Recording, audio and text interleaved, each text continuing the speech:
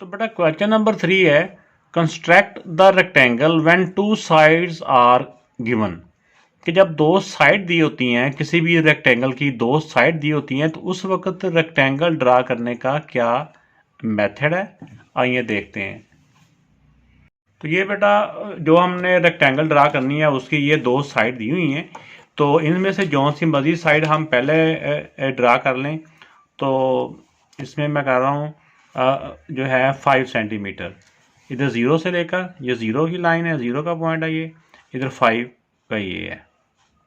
इसको हल्का सा पेंसिल को घुमा लिया और ये बेटा 5 सेंटीमीटर की लाइन ड्रा कर ली। इसको नाम दे दिया ए एंड बी 5 सेंटीमीटर।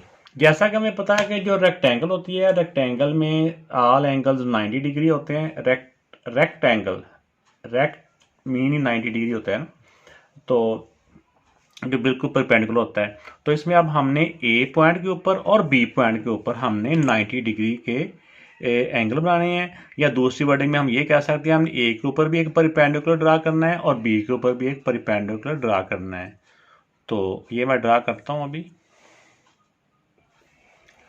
तो एक बी के ऊपर रख के मैंने एक आर्क ड्रा की। आप जितना कंपास को खोला था, कंपास उतनी ही रहनी चाहिए, ना कम ना ज़्यादा। तो यहाँ पे रख के एक आर्क लगाएंगे तो ये 60 का हो जाएगा। एक आर्क जहाँ पे पहले लगी है वहाँ पे रख के एक और आर्क लगाएंगे तो बेटा ये हो जाएगा हमारा 120 का।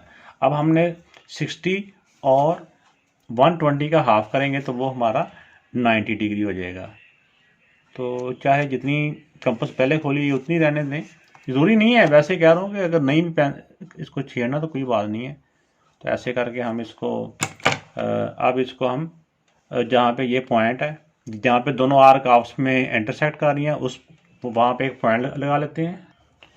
तो ये इनका यहाँ पे डॉट लगा लिया। अब हम यहाँ से एक परपेंडिकुलर ड्रा कर लेंगे। परपेंडिकुलर मीन यही है ना 90 डिग्री एंगल, इस डायरेक्शन में होगा। तो इसी तरह सेम बेटा पॉइंट ए के ऊपर भी हमने एक परपेंडिकुलर ड्रा कर लेना है या 90 डिग्री एंगल ड्रा कर लेना है। तो इसी तरह पॉइंट ए के ऊपर भी हमने एंगल का 90 डिग्री एंगल का पॉइंट ड्रा कर लिया है। तो अब हम उसकी आर्क एक लाइन ड्रा कर लेते हैं, स्ट्रेट लाइन ऊपर को।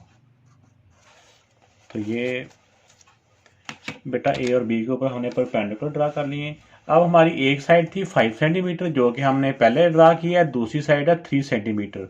तो ये हम ऊपर को 3 सेंटीमीटर की कंपास के साथ ही हम इसकी एक आर्क लगा लेते हैं 3 सेंटीमीटर की। इस तरह यहाँ 3 के ऊपर रखा सुई को और इधर 0 के साथ रखा। तो ये बेटा 3 सेंटीमीटर है। अब हमने ए के ऊपर रख के भी एक आर्क ड्रा कर लेनी है, उसी तरह बी के ऊपर भी रख के एक आर्क ड्रा कर लेनी है। तो अब यहाँ पे ये जो पहले क्रॉस हो रहे हैं इसका उसके साथ कोई तलक नहीं है, ये वैसे बाई चांस ही उसी पॉइंट के ऊपर ये कट हो गई है। तो अब हम जहाँ पे ये दोनों पॉइंट ए को नाम दे दें, ए बी तरतीब से दे दें, ये सी, और यहाँ पे जो लाइन कट की है ना आर्क हमारी, उसको डी। अब इनको सी और डी को आपस में ज्वाइन कर दें।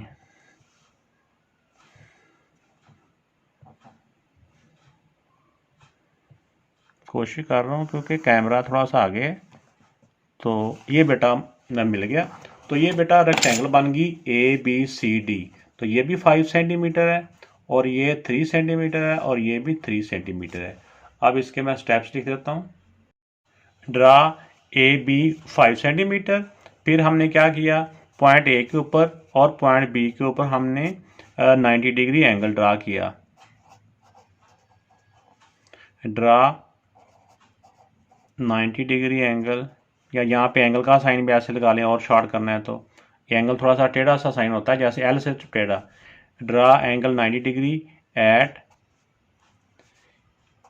ए एंड बी।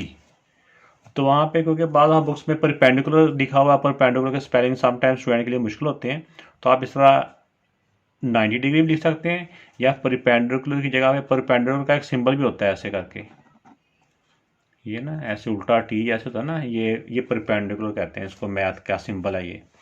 तो ये हो गया। फिर तो इसको हम परपेंडिकुलर ए एक्स और परपेंडिकुलर बी सी भी लिख सकते हैं। तो जिस तरह से मर्जी आप लिख लें, सारे तरीके ठीक हैं। इसका जो थर्ड पॉइंट बन जाएगा, इसको नाम दे दिया X. On A X take, यहाँ से लेकर यहाँ तक डी है, take A D equal to 3 centimetre and on B Y, ये यहाँ से लेकर बी वाई लाइन है ना, and on B Y take B C equal to 3 centimetre. फिर अगला पॉइंट हो जाएगा कि सी को डी से ज्वाइन कर दिया, ज्वाइन सी टू डी। ये थोड़ा सा गैप दे देना ताकि सी और डी वाज़ेह तौर पे नज़र आए।